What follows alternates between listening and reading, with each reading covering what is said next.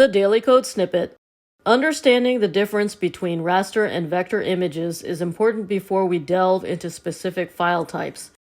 Vector images consist of paths and curves governed by mathematical formulas. Adobe Illustrator is an example of a program that can create vector paths and images. Vector images have a small file size and can be scaled up without losing image quality.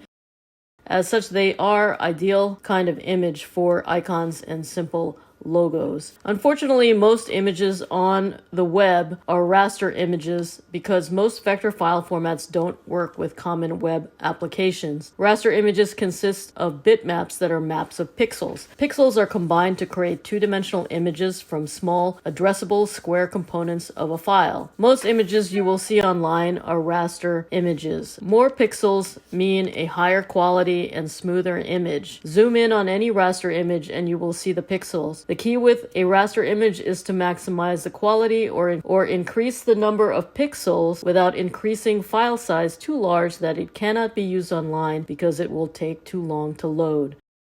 Presented by Designers Learn Code.